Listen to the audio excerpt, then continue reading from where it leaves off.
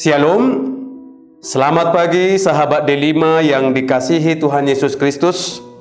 Marilah kita mendengarkan firman Tuhan yang menyapa kita pada hari ini, Sabtu 21 September 2024. Tertulis di dalam kitab Amsal 14 ayat 26. Dalam takut akan Tuhan ada ketentraman yang besar, bahkan ada perlindungan bagi anak-anaknya. Demikian firman Tuhan. Sahabat D5 yang dikasihi Tuhan, yang pasti setiap orang ingin hidup dalam ketentraman. Siapapun dia, apapun situasinya, apapun statusnya, pasti menginginkan dan merindukan hidup yang tentram. Menurut penulis yang bernama Abraham Maslow, dari 5 kebutuhan dasar manusia, keamanan dan ketentramanlah kebutuhan dasar nomor 2. Kebutuhan yang utama adalah makan dan minum. Sedangkan kebutuhan dasar manusia yang kedua adalah memiliki rasa aman dan tentram, baik secara fisik maupun secara emosional.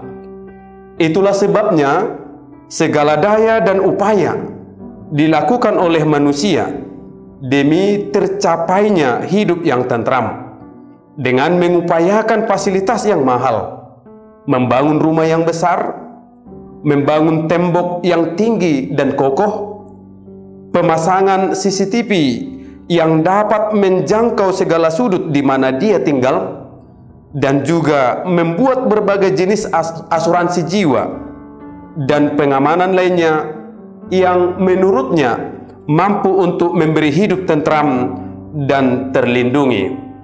Namun, semakin manusia bergiat dan berusaha untuk mencari ketentraman hidup, justru manusia semakin jauh dari rasa aman dan tentram.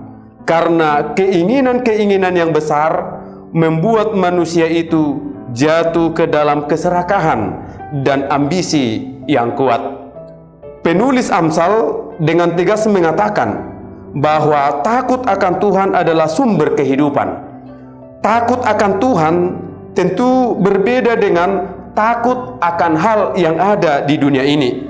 Misalnya, seorang yang takut ular, apabila ia bertemu ular berbisa di jalan, tentu orang itu akan lari menjauh dari ular tersebut.